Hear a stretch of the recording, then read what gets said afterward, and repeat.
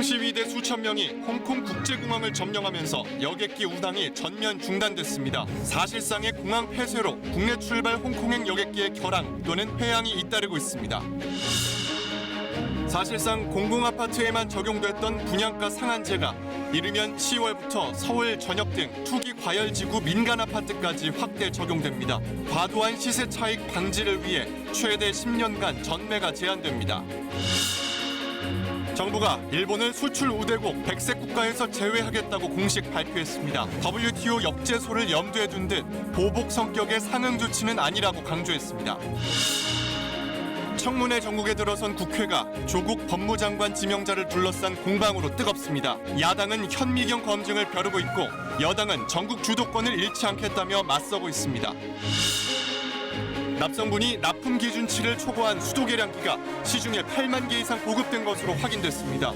수자원공사는 뒤늦게 전체 물량 교체에 나섰습니다.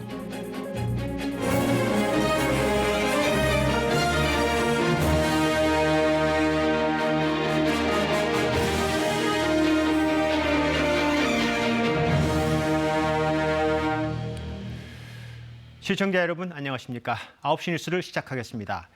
홍콩 국제공항의 항공기 운항이 오늘 오후부터 전면 중단됐습니다. 홍콩 시위대가 현재 공항을 점거하고 있는 상황입니다. 어제 시위대 한 명이 고무총에 맞아서 실명 위기에 빠지고 경찰의 폭행 영상이 확산된 뒤부터 시위가 더 격렬해졌습니다. 중국이 무력 진압에 나설 것이라는 우려가 커지고 있습니다. 먼저 최영은 특파원입니다. 오후 4시 홍콩 항공당국이 홍콩 국제공항의 항공기 운항을 전면 중단했습니다. 수천 명으로 불어난 시위대가 입국장에 이어 출국장까지 점거한 이후입니다. 이미 출발 수속 절차를 마쳤거나 홍콩으로 향하고 있던 도착 항공편을 제외한 나머지 항공편이 모두 취소됐습니다. 홍콩 공항 당국은 우리 시각으로 내일 오전 9시까지 공항을 폐쇄한다고 공지했습니다. 그러나 우리 국토부는 이후에도 항공기 운항이 차질을 빚을 가능성이 있어 상황을 주시하고 있다고 밝혔습니다. 내일 상황은 지금으로서는 예단하기가 어려운 상황이고요. 그래서 내일 공항이 정상적으로 입상이 된다고 하더라도 아마 내일도 영향을 받으실 것 같아요. 공항 연자 시위는 당초 어제까지로 예정됐지만 한 여성 시위대가 경찰의 고무탄에 맞아 실명 위기에 처한 것으로 알려지면서 분노한 홍콩 시민들이 오늘 낮 공항으로 다시 모여들었습니다.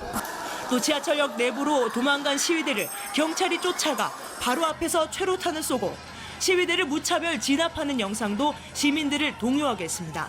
반면 중국 관영 매체들은 시위대가 던진 화염병에 홍콩 경찰이 화상을 입었다는 소식을 대대적으로 전하며 시위대를 맹비난했습니다. 홍콩 경찰은 또 오늘 물대포차를 공개 시연하며 무력 진압을 경고했습니다. 바다 건너 선전에서는 지난주 폭동 진압 훈련에 이어 장갑차와 물대포차가 대규모로 집결한 모습이 포착됐습니다. 시위대의 공항 점거와 항공기 운항 중단을 계기로 중국 무장경찰의 개입이 임박한 것 아니냐는 관측이 나옵니다. 베이징에서 KBS 뉴스 최영은입니다. 이렇게 홍콩 공항이 사실상 폐쇄되면서 국내에서 출발하는 항공편도 잇따라 개량되고 있습니다. 지금 인천공항에 취재기자가 나가 있습니다. 네, 김민철 기자, 홍콩으로 가던 비행기가 다시 돌아오는 그런 비행기도 있었다고요. 지금 공항 상황은 어떻습니까? 네, 갑작스러운 공항 폐쇄 소식에 잠시 뒤인 10시 40분부터 홍콩으로 가려던 승객 180여 명이 발걸음을 돌려야 했습니다. 홍콩으로 갔다가 인천으로 긴급 회항한 승객들도 1시간 전쯤에 입국장을 지친 모습으로 빠져나갔습니다. 홍콩 노선이 끊긴 오늘 오후부터 지금까지 집계된 결항 항공편은 국내 항공사 10편, 외항사 13편 등 모두 23편인데요. 인천공항을 비롯해 전국 공항에서 내일 오전 9시까지 출발하는 항공편 기준입니다. 오늘 오후 1시쯤 인천공항을 이륙한 홍콩 익스프레스 몇 기 한 대는 홍콩까지 거의 다 갔다가 갑자기 회항해서 저녁 7시쯤 인천공항으로 다시 돌아오는 소동이 빚어지기도 했습니다. 홍콩 측이 우리 항공당국에 처음 연락이 온 건 오늘 오후 4시 반쯤입니다. 뚜렷한 이유 없이 항공기 착륙이 어렵다는 일방적인 전화 통보였다고 합니다.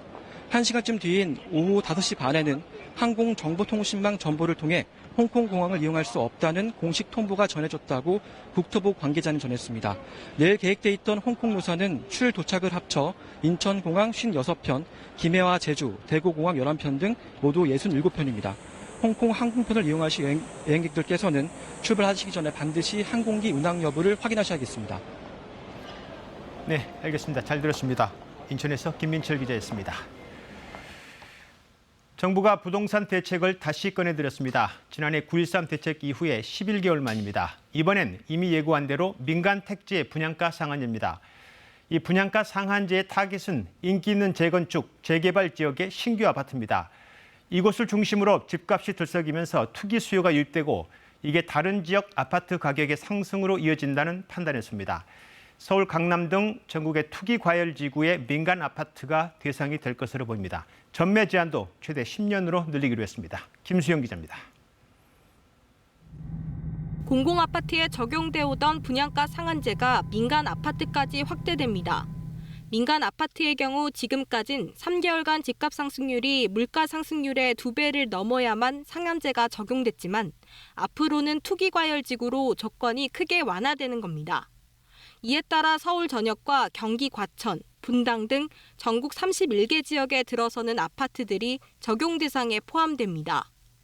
상한제가 적용되면 공시지가에 준하는 택지비에다 정부가 정한 기본형 건축비 등을 합쳐 분양가가 결정됩니다. 기존 책정 방식보다 분양가가 20-30% 저렴해질 것으로 정부는 기대하고 있습니다. 국토연구원에서도 서울 지역에 상한제가 시행될 경우 연간 1.1%포인트의 하락 효과가 있다고 전망을 하였습니다. 저렴하게 분양을 받은 뒤 과도한 시세 차익을 얻지 못하도록 전매 제한도 강화됩니다. 투기 과열 지구 내 민간 아파트 분양권 전매 제한 기간은 최장 4년인데 이를 10년까지 늘리기로 했습니다. 분양가 상한제 적용 시점은 입주자 모집 공고를 신청한 재건축 재개발 단지로 정해졌습니다. 수익성을 고려해 최근 후분양을 선택했던 재건축 단지들이 대상에 포함될 수 있습니다.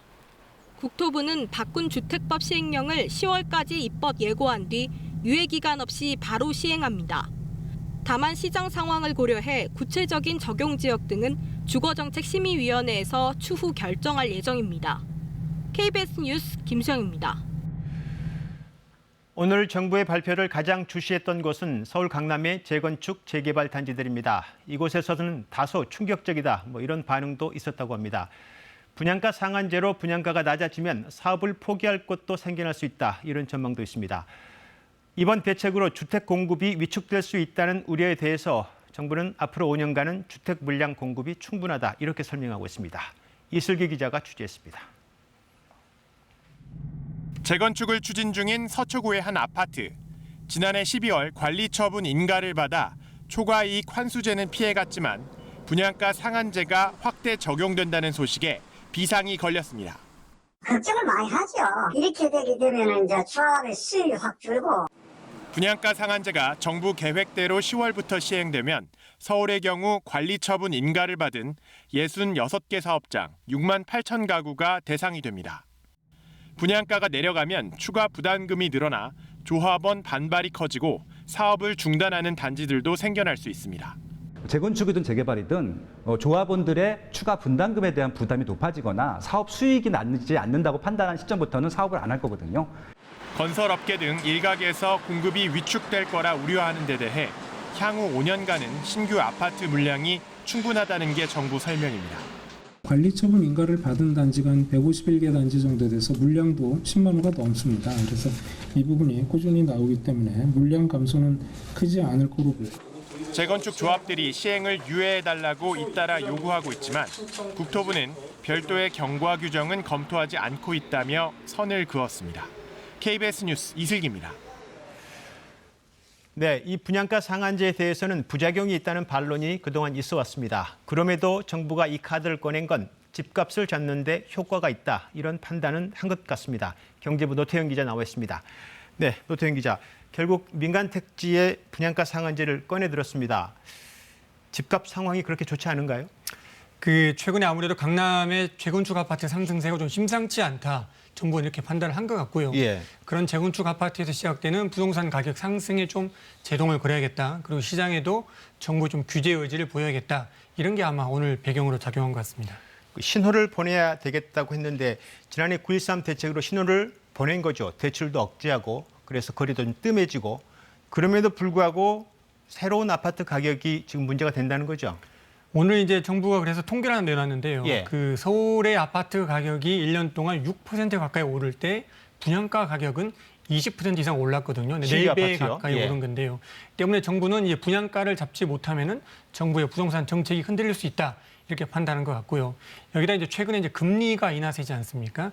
유동성이 풍부해지면서 더더욱 지금 분양가 상한제를 실시해야 되겠다. 이렇게 판단한 것 같습니다. 앞서서 반론이 있었다고 했습니다. 부작용도 있을 수 있다. 그럼 효과가 있을지 이렇게 분양가 상한제를 실시하면 오히려 공급이 부족해서 집값이 반대로 오를 수 있지 않느냐 이런 반론에 대해서는 어떻습니까? 그 여러 가지 변수가 있기 때문에요. 분양가 상한제 단독으로 뭐 집값을 잡을 수 있다. 또는 뭐 못 잡는다 이렇게 판단하기 힘들 것 같고요. 예. 뭐 부동산 공급 정책 또는 뭐 세제, 뭐 금융 정책 같은 다양한 정책이 믹스가 됐을 때 그동안 이제 영향력을 가졌던 거고요. 실제로 단적으로 보면 분양가 상한제는 앞으로 저렴한 아파트를 꾸준하게 공급을 하겠다 약속이거든요. 좀 예. 기다려달라 이런 건데 관계 거꾸로 뒤집어서 보면은 결국 얼마나 꾸준하게 새 집을 저렴한 가격에 공급하냐가 성공의 관건이라고 할 수 있겠습니다. 이게 만약에 안 된다면은 분양가 상한제 적용 아파트만 소위 로또 아파트로 전락될 수가 있습니다. 근데 그 말에 따르면 이 정책의 일관성이나 확실성이 있어야 되는 것처럼 보이는데 오늘 발표한 정책을 보면 적용 시점이 조금 애매하고 적용 대상도 지금 특정이 되지 않았습니다. 이건 왜 이렇습니까? 그러니까 정부가 시행령을 10월에 공포한다고 했는데 정작 가장 중요한 언제 구체적으로 어디에 할지는 오늘 발표하지 않았거든요. 예. 이걸 보면 이제 국토부는 그 뒤에 주거정책심의위원회에서 논의해서 결정하겠다 이렇게 얘기를 했는데 이거는 아마 그 어떤 정책을 칼집에 넣어놓을 때가 시장의 긴장감을 가장 극도로 줄 수 있지 않나 이런 판단을 했기 때문에 아직까지 정확하게 구체적인 내용은 밝히지 않은 것으로 보입니다. 좀 묘한 방법으로 보이기도 하고요. 그럼 앞으로 어떻게 될 것 같습니까? 시장에서는 사실 분양가 상한제를 가장 강력한 카드, 부동산 시장의 마지막 정책 이렇게 좀 여기는 경우가 있는데 만약에 전면 도입하고도 시장 안정에 실패한다면 예. 정부 입장에서는 부동산 통제에 좀 실패했다 이런 걱정을 할 수밖에 없거든요. 여기에다가 또 뭐 기재부 등 다른 부처와 협조도 필요하고 또 최근 이제 불거지고 있는 거시경제 상황도 고려를 해야 되고요. 여기다가 이제 국민 여론도 감안해야 되고 때문에 실제로 10월에 정부가 결정을 할 때는 여러 가지 변수를 종합적으로 고려해서 다시 아마 판단하지 않을까 이렇게 생각이 듭니다. 뭔가 정부가 시장과 심리 싸움을 하는 것 아니냐 이런 느낌도 좀 들고 그렇습니다. 밀당을 좀 한다고 봐야 될까요? 뭐 그런 느낌도 적잖아 있습니다. 네, 알겠습니다. 경제부 노태영 기자였습니다. 우리 정부가 일본을 수출 우대국 100색 국가에서 제외하겠다고 오늘 공식 밝혔습니다. 다음 달 중에 시행하기로 했습니다. 이런 결정을 내린 건 일본이 원칙에 맞지 않게 국제 수출 통제 제도를 운영해서 공조가 어렵다는 이유를 들었습니다. 이 문제로 일본이 협의를 요청해 오면 우리 정부는 언제든 응하겠다면서 일본이 우리에게 했던 태도와는 다름을 분명히 했습니다. 소재희 기자입니다.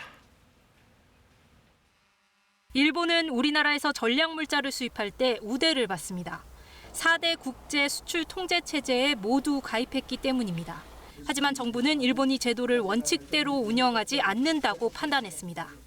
일본 경찰은 북한에 이 사린 원료를 밀수출한 혐의로 1996년 일본에서 북한으로 독가스 원료가 밀수출됐습니다. 지난달엔 세계 소재 수출을 제한해 정상적 민간 거래를 저해하지 않도록 한다는 바세나르 체제 원칙을 어겼다고 봤습니다. 부적절한 운영 사례가 지속적으로 발생하는 국가와는 긴밀한 국제 공조가 어려우므로 이를 감안한 수출 통제 제도의 운영이 필요합니다. 이에 따라 정부는 일본을 수출 우대국에서 제외하기로 했습니다. 가 지역을 1과 2로 나눠 일본만 가에 2에 넣기로 했습니다. 개별 허가 서류도 늘고 심사 기간은 최대 3배 늘어납니다. 사용자 포괄 허가도 예외적으로만 허용돼 비우대국 수준으로 통제됩니다. 바세나르 체제와 같은 그런 국제 협약상의 원칙을 준수하면서 우리가 지금 제도를 변경하는 거다. 정부는 모레 고시 개정안을 행정 예고하고 의견 수렴과 법제처 심사 등을 거쳐 다음 달 중에 시행합니다. 그러나 일본의 협의 요청이 오면 언제 어디서든 응할 것이라고 밝혔습니다. KBS 뉴스 서재입니다. 네, 이번 조치에 대해서 우리 정부는 거듭 일본에 대한 보복 성격의 상응 조치는 아니라고 강조했습니다. 전문가들의 판단은 확전은 자제하는 수준의 조치다 이렇게 평가했습니다. 협상의 여지는 남겨놓은 것으로 보입니다. 계속해서 박대기 기자가 보도하겠습니다. 일본을 백색 국가에서 제외하여 수출 관리를 강화하는 절차를 밟아 나가겠습니다.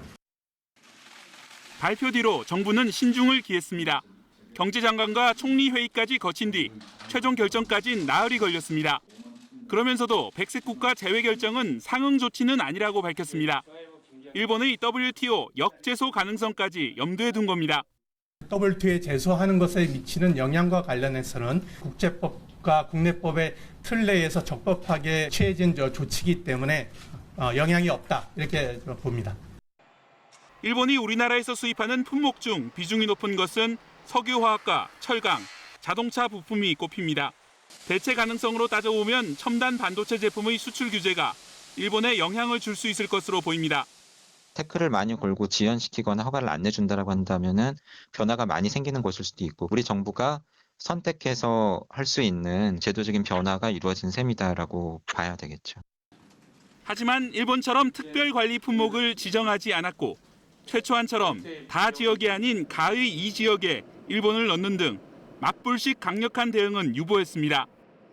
일본 정부의 협의 요청에 응할 의사를 표시하면서 궁극적으로는 상호 입장차를 좁히고 기업과 경제에 미치는 부정적 영향을 최소화하겠다는 의지를 보인 것 같습니다. 우리나라의 전략물자 수출 관리 품목은 1,730여 개. 일본이 백색 국가에서 제외되면 일본의 해당 품목 수입은 한층 까다로워집니다. KBS 뉴스 박대기입니다. 네, 이번엔 청와대 연결해서 현재 상황을 좀 더 깊게 짚어보겠습니다. 청와대 이병도 기자가 연결되어 있습니다. 네, 이병도 기자, 일본에 대한 백색 국가 제외, 이게 사실상 막불 카드를 꺼낸 것이다 이런 해석도 있고 또 반대로 확대는 자제했다 이런 시각들이 많은데 청와대 입장은 어떻습니까? 네, 방금 그 박대기 기자 리포트에서 보셨듯이 청와대도 우리가 상응 조치를 한 것은 아니다. 그냥 차분하게 우리 할 일을 해나가는 것이다. 이렇게 밝혔습니다. 수출 통제 제도를 1년에 한 번씩 개정하는데 그 수순에 따른 것일 뿐 맞대응은 아니라고 했고요. 또 일본의 조치가 취소되지 않은 상태에서 우리가 후퇴한 것도 아니라고 했습니다. 하지만 청와대는 그동안 단계적 대응 원칙을 밝혀왔는데요.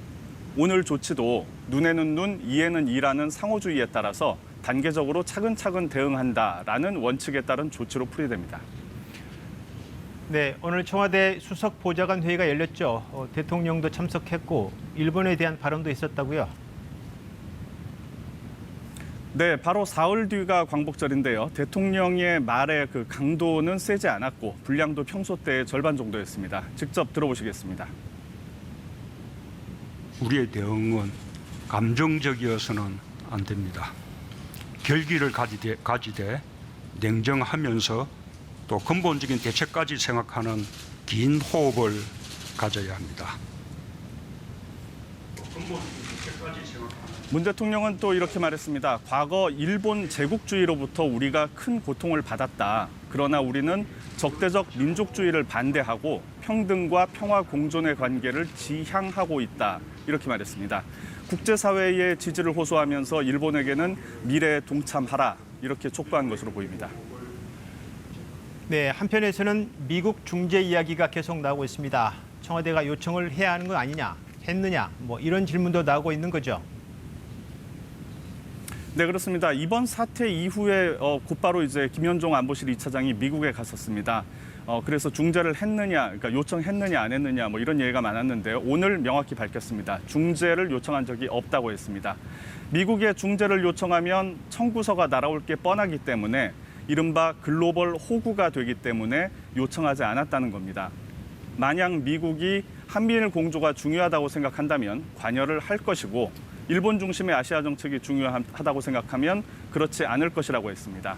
그러면서 협상가는 예측 불가능해야 한다고 덧붙이기도 했습니다.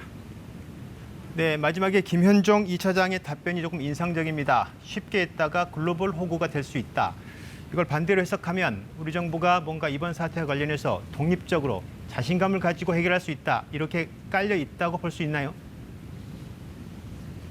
네, 그렇습니다. 우리나라가 처한 그 지정학적 위치가 결코 만만치 않다. 한 가지 예로 이런 얘기를 했습니다. 북한에서 미사일을 쏘면 우리나라는 7초면 아는데 미국 알래스카에서는 15분 정도가 걸린다. 예. 따라서 미국의 방어에 있어서 우리나라의 그 정보 공유 이런 것들이 중요하다는 그런 얘기를 한 겁니다. 네. 이 한일 사태를 푸는 해법에 있어서도 우리가 가진 어떤 이런 그 이점들 이런 것들을 충분히 활용해서 자주적으로 해결하는 것이 필요하다. 바로 이렇게 얘기한 걸로 볼 수 있겠습니다. 네, 우리 정부의 힘을 비대해야 된다. 이런 판단으로 보입니다. 네, 청와대 이병도 기자였습니다.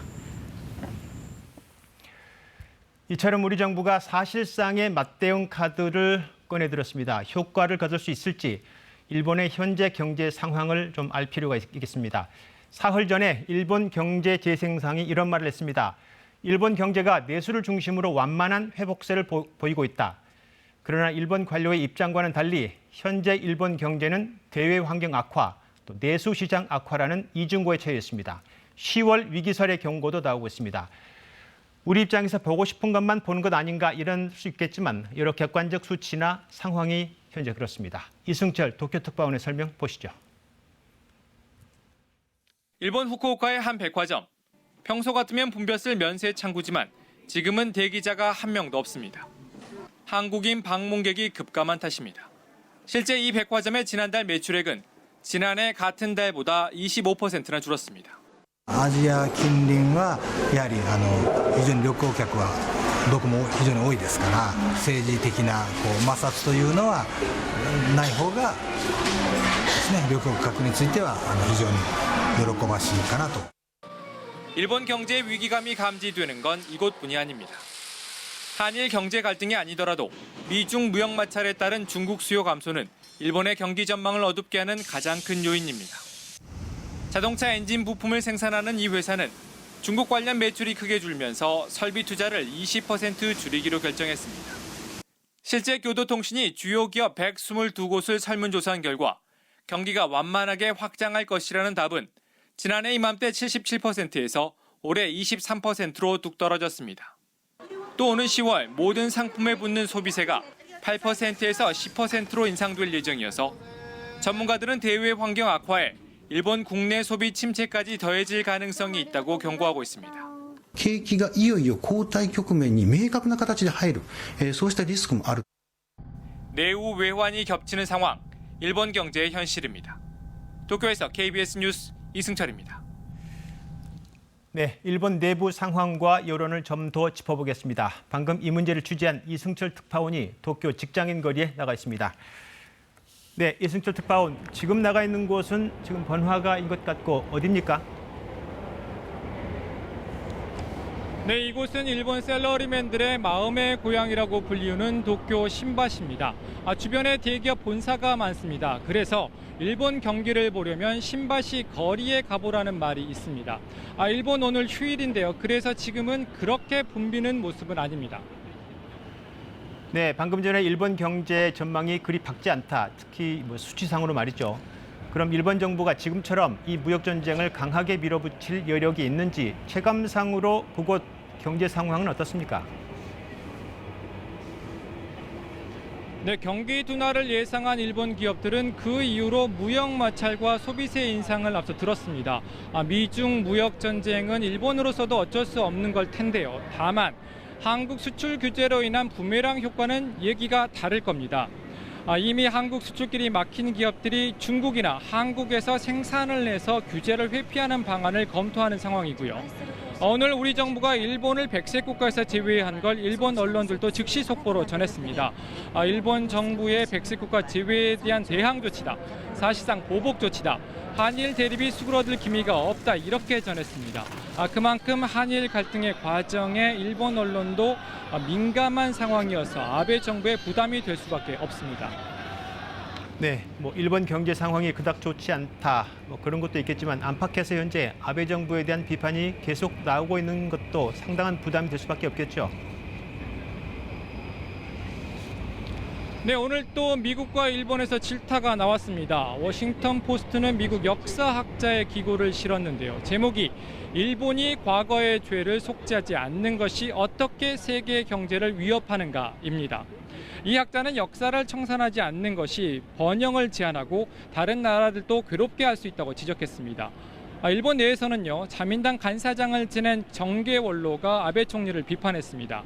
아베 일강 아래서 다양한 의견이 논의되기 어렵고 일본이 지금 전쟁 말기와 같은 정치의 빈곤을 겪고 있다고 질타했습니다. 참여한 선거의 투표율이 떨어진 것도 아베 정권의 위태로움, 신뢰 하락을 나타낸다고 지적을 했습니다. 일본 정부 입장에서 보면요, 또 껄끄러운 게 있습니다. 오는 24일 지소미아 한일 군사정보보호협정 연장 결정을 앞두고 있습니다. 자칫 강경책을 지속하다가는 지소미아 파기 책임이 일본으로 돌아올 수 있다는 것도 부담이 되고 있는 듯합니다. 네, 잘 들었습니다. 도쿄 이승철 특파원이었습니다. 8명의 신임 장관 후보자 중 관심이 가장 집중된 한 사람, 바로 조국 법무부 장관 지명자입니다. 청문회를 앞두고 벌써부터 여야 정치권의 일명 조국 대전이 예고되고 있습니다. 박혜진 기자입니다. 미스터 국보법이라 불리는 자유한국당 황교안 대표. 조국 법무부 장관 지명자의 국가보안법 위반 이력을 직접 문제 삼았습니다. 국가 선복을 꿈꾸는 조직에 몸담았던 사람이 법무부 장관에 앉는 것이 도대체 말이 되는 이야기입니까? 조 지명자는 1993년 이른바 산호맹 사건으로 징역형을 선고받았는데 이번 청문회에서 넘어야 할 첫 번째 산으로 보입니다. 활발한 SNS 활동으로 100만 명이 넘는 팔로워를 거느린 조 지명자의 과거 글도 야당이 꼼꼼히 들여다보는 대목입니다. 대법원 판결을 부정, 비난, 왜곡, 매도하는 사람은 친일파라고 주장하며 국민을 내 편으로 갈라치기도 했습니다. 민정수석 재직 당시 인사 검증 논란과 김태우 전 청와대 특별 감찰반원의 폭로로 불거진 민간인 사찰 의혹, 55억 원에 달하는 재산 형성 과정 등도 야당이 벼르는 대목입니다. 조 지명자 측은 민간인 사찰 의혹은 검찰에서 무혐의 처분을 받았고 재산은 배우자 재산이 65% 정도라고 밝혔습니다. 질문사항 있으실 것 같은데 인사청문회 때 다 답변드리도록 하겠습니다. 여당은 처음부터 누구는 안 된다는 건 막무가내라며 전국 주도권을 잃지 않겠다는 태세입니다. 청문회를 잘 통과를 해야 하반기 국정 운영이 순조롭게 이루어질 수가 있습니다. 청와대는 인사청문 요청안을 14일 국회에 제출할 예정입니다. 야당에서는 청문회 보이콧 얘기까지 나오는데 조국 후보자 인사청문회 일정을 잡는 것부터 순탄치 않을 것으로 관측됩니다. KBS 뉴스 박혜진입니다. 민주평화당 유성엽 원내대표와 박지원 의원 등 비당권파 의원 10명이 오늘 기자회견을 열어 집단 탈당을 선언했습니다. 이들은 제3세력들을 다시 결집시키고 신망 높은 외부 인사를 지도부로 추대하는 등 대한신당 건설에 마중물이 되겠다고 밝혔습니다. 김경진 의원도 평화당을 탈당해 내년 총선에서 무소속 출마하겠다고 밝힌 가운데 평화당에는 정동영 대표 등 의원 5명만 남게 됐습니다. 전 남편 살해 혐의로 구속 기소된 고유정의 첫 정식 재판이 열렸습니다. 계획적 범행이냐 아니냐를 놓고 검찰과 변호인의 팽팽한 공방이 오갔습니다. 김가람 기자입니다. 고유정이 검찰에 송치된 지 2달 만에 모습을 드러냈습니다. 첫 번째 정식 재판을 받기 위해 검찰 호송차에서 내려 법정으로 출두하는 모습입니다. 이번에도 긴 머리카락을 풀어내려 얼굴을 가렸습니다. 첫 재판에서 고유정 변호인은 우발적 범행임을 거듭 강조했습니다. 숨진 전 남편이 성폭행을 시도해 이를 제지하다가 벌어진 우발적 살인이라고 주장했습니다. 검찰이 계획범죄의 증거로 제시한 살인 관련 인터넷 검색 내역은 단순한 연관 검색에 불과하다고 맞섰습니다. 이 재판에 성실하게 진실을 밝힐 수 있도록 그렇게 노력하겠습니다. 검찰은 고유정의 계획범죄를 입증하는 공소사실을 10분 넘게 나열했습니다. 범행도구 준비와 인터넷 검색 기록, 범행 전후 동선 등 치밀한 계획살인이라고 강조했습니다. 전 남편이 비극의 단초를 제공했다는 변호인 측 진술은 반드시 책임져야 한다고 맞섰습니다. 유족도 강하게 반발했습니다. 고인의 명예를 명백히 훼손하는 발언을 한 데에 대해서 저희는 큰 분노와 좌절감을 느끼고요. 일부 시민들도 호송차에 타는 고유정의 머리채를 잡아채는 등 분노를 나타냈습니다. 피해자를 한순간에 파렴치 안으로 만들고 정말 음흉하기가 짝이 없고 듣기가 너무 거북했어요. 첫 재판에선 핵심 쟁점에 대한 검찰과 변호인의 팽팽한 주장만 확인하는 자리였습니다. 이번 사건의 핵심 쟁점인 계획범죄 여부를 놓고 검찰의 주장에 대해 변호인이 조목조목 반박에 나서면서 앞으로 진행될 재판 과정에 관심이 쏠리고 있습니다. KBS 뉴스 김가라입니다. 경북 포항 지역에서 검은 수돗물이 나온다는 소식 얼마 전에 전해드렸죠. 이후 주민들의 피해 신고가 쇄도하자 포항시는 뒤늦게 조사단을 꾸리기로 했습니다. 정혜미 기자입니다.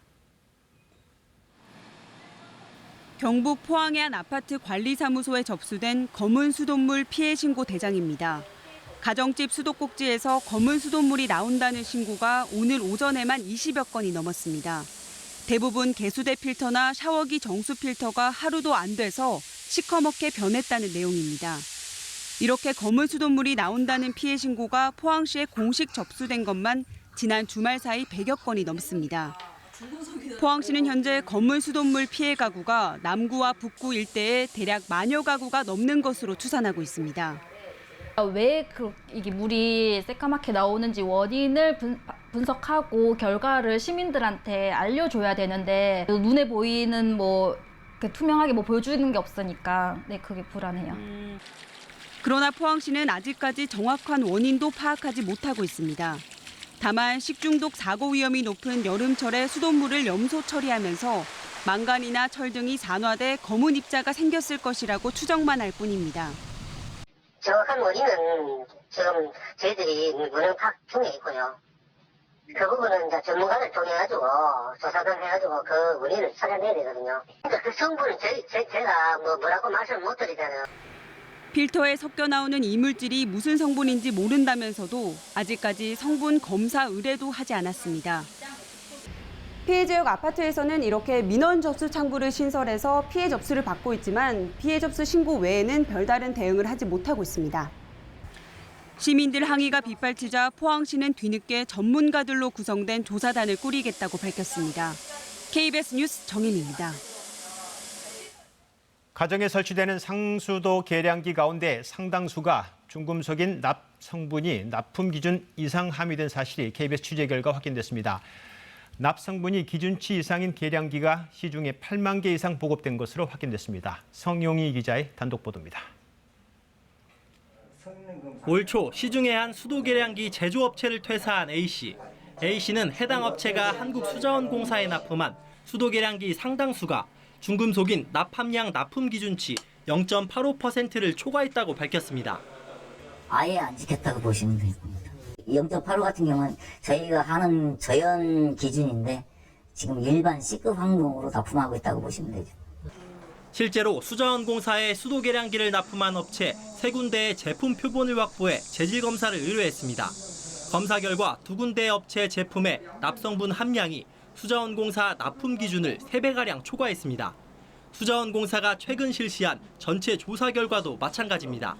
전체 16개 납품업체 가운데 6군데가 납함량 기준을 최대 4배까지 초과했습니다.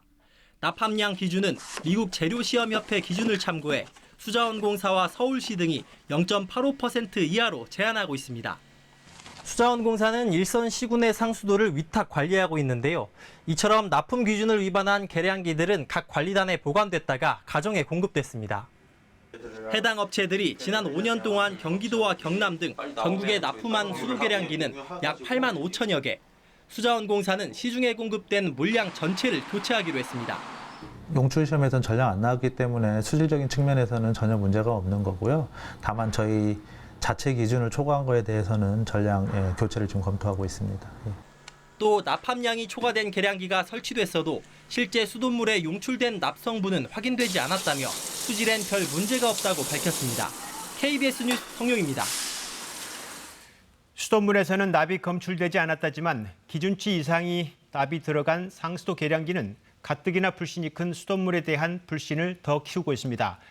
업체는 상수도 계량기의 시험 성적서를 조작해서 납품했고 당국은 검증을 하지 않았습니다. 이어서 백상현 기자입니다. 수도 계량기 납품업체들은 납함량을 얼마든지 속여서 납품할 수 있었습니다.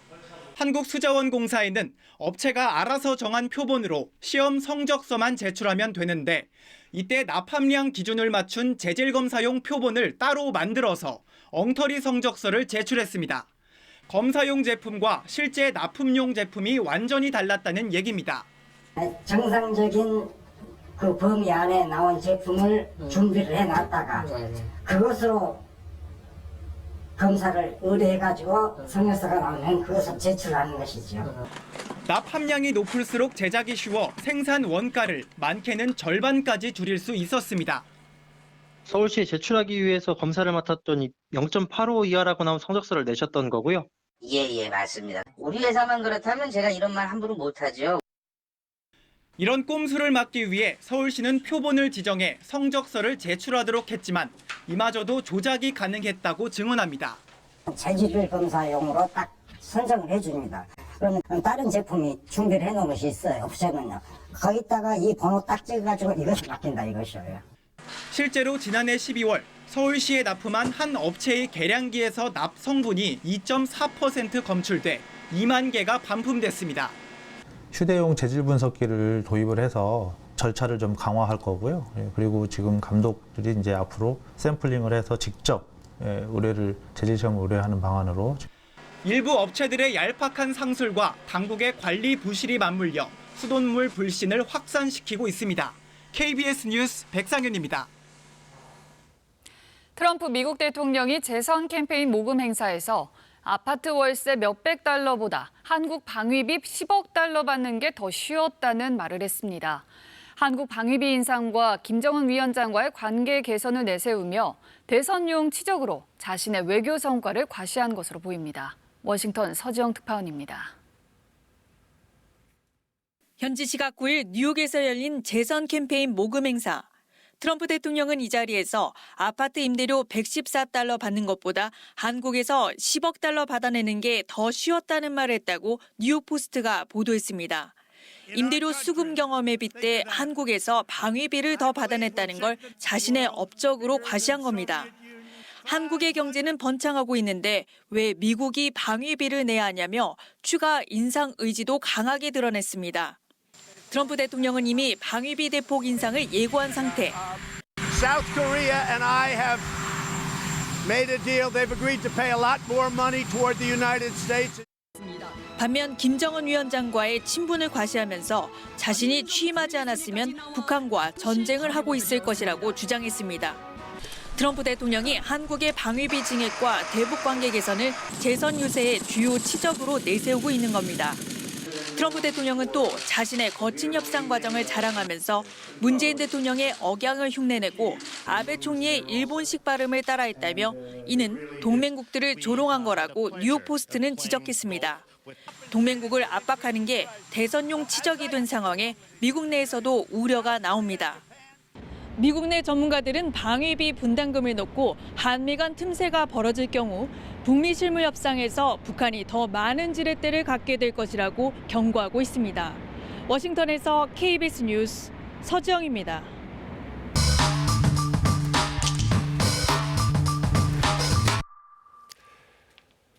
네, 일본 정부가 일제 강제동원 피해자들의 개인 청구권 문제가 모두 끝났다면서 지금 무역 도발을 감행하고 있죠. 그러면서 일본 언론은 미국 정부도 자신들을 지지한다는 보도를 하고 있어서 이게 지금 논란이 되고 있습니다. 팩트체크팀 신선민 기자와 따져보겠습니다. 네, 신 기자, 오늘 검증할 대상 어떤 주장인가요? 2차 세계대전이 끝난 직후에 미국을 포함한 승전국들과 이 패전국인 일본이 샌프란시스코 조약이라는 걸 맺었습니다. 예. 이때 한국 피해자들의 청구권도 모두 소멸됐다는 주장입니다. 그래서 이걸 인정한 우리 대법원의 판결도 잘못됐다는 거고요. 2차 세계대전으로 맺어진 샌프란시스코 조약은 승전국과 패전국이 맺은 조약인데 왜 우리 권리가 소멸됐다는 거죠? 이런 주장들의 근거가 되는 2000년대 초반 미국의 판결이 하나 있습니다. 예. 2차 대전 당시에 이 제임스 킹이라는 이 미군 병사가 예. 일본의 포로로 잡혀갔다가 전범 기업에 강제 동원이 됐었는데 예. 여기에 대한 손해를 배상을 하라고 미국 법원에다가 소송을 제기를 했었는데 기각이 됐습니다. 미국 법원이 자국민의 개인 청구권을 인정하지 않은 거죠. 이 기각이 된 이 판결을 보고 국내 전문가들도 우리 대법원 판결이 잘못됐다 지금 이렇게 비판을 하고 있었던 거죠. 그렇습니다. 몇 차례. 예. 그래서 이 판결을 두고 한 현직 판사는 우리 대법원이 실수했다 이렇게 주장을 하고 있고요. 예. 한 언론은 한일 관계에 잘 맞는 명구다 이렇게 밝혔습니다. 그리고 일본 마이니치 신문은 미국 행정부가 우려하고 있다고까지 주장을 하고 있습니다. 예. 미국 법원은 왜 이런 판결을 내렸습니까? 앞서 말씀드린 샌프란시스코 조약 때문입니다. 이 조약 14조를 보시면 연합국, 승전국들이죠. 국가들과 그 국민들은 일본에 대한 모든 배보상 청구를 포기한다라고 명시가 돼 있습니다. 피해자 개인의 청구권이 이 조약 때문에 다 사라진 거죠. 저 조약 14조 내용으로만 보면 마치 한국의 징용 피해자들도 배상 청구권이 없는 것처럼 보여지기도 하고요. 그렇게는 볼 수 없습니다. 전쟁 직후에 한국의 지위를 생각을 해봐야 되는데요. 우리나라는 당시 일본의 식민지였지 않습니까? 저 조약 당사자인 승전국들에 포함이 되지 않습니다. 대신 우리나라에는 샌프란시스코 조약 4조가 적용이 됩니다. 내용을 보시면 식민지 국가들의 재산 권리 문제는 해당 국가 일본이 특별 약정으로 처리한다. 즉 양국이 알아서 정리하라는 거죠. 저 조항을 근거로 맺은 게 1965년 한일 청구권 협정이고 이후에 강제동원 피해자들의 개인 청구권을 인정하는 대법원 판결로까지 이어진 거죠. 그 샌프란시스코 조약을 연합국의 권리와 식민국의 권리를 따로 떼서 봐야 되는데 맞습니다. 결국 보고 싶은 것만 본 게 아닌가 싶기도 하고 그런데 미국이 일본 입장을 지지한다 이런 보도는 어떻게 나온 겁니까? 어떻게 된 겁니까? 이건? 지금 미국 입장이 정확하게 확인이 되고 있지는 않지만 당시의 미국 정부 입장을 확인할 수 있는 문서가 있습니다. 뒤에 보시는 건데요. 이 한일 청구권 협상을 이제 진행을 하면서 당시 한국 정부가 미국 정부에다가 샌프란시스코 조약에 대한 해석을 의뢰를 했습니다. 미국이 이렇게 밝히고 있습니다. 한국의 대일본 청구권은 한일 양국이 협의해서 결정할 일이다. 미국은 개입하지 않겠다. 이렇게 해석할 수 있는 대목으로 볼 수 있죠. 소극적이지만 한국 권리가 남아있다라고 우리는 해석할 수 있는 거고요. 네, 알겠습니다. 잘 들었습니다. 팩트체크팀 신선민 기자였습니다.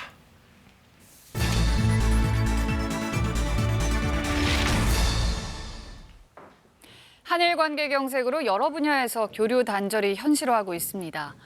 일본 지역 축제 마츠리도 차질을 빚었는데요. 정치적인 이유로 민간 교류마저 끊겨서는 안 된다는 목소리가 일본 현지에서 나오고 있습니다. 일본 니카타에서 조지연 기자입니다. 인구 80만의 항구 도시 니가타에서 여름마다 열리는 큰 축제, 니가타 마츠리입니다. 현지 민속무용 퍼레이드와 함께 가장 인기 있는 무대 중 하나가 한국의 사물놀이와 춤 공연이었습니다. 충북 청주시와 제주시가 2015년부터 해마다 참여해 공연을 해왔습니다. 올해는 모두 취소됐습니다. 한국 공연팀 공연이 예정돼 있던 시간입니다. 그런데 갑작스럽게 공연이 취소되면서 보시다시피 이렇게 이 시간 무대는 비어 있습니다. 축제를 3주가량 앞두고 청주시 등이 참여 취소를 통보했습니다. 지난달 말 예정했던 청주 지역 고등학생들의 현지 방문도 출발 이틀 전 취소됐습니다. 直前のキャンセルだったので、ちょっと戸惑いはもちろんありましたけれども、関係がまたね良くなった暁にはぜひ来ていただきたいなと思っております。 현지 주민들은 안타까움과 우려를 나타냅니다.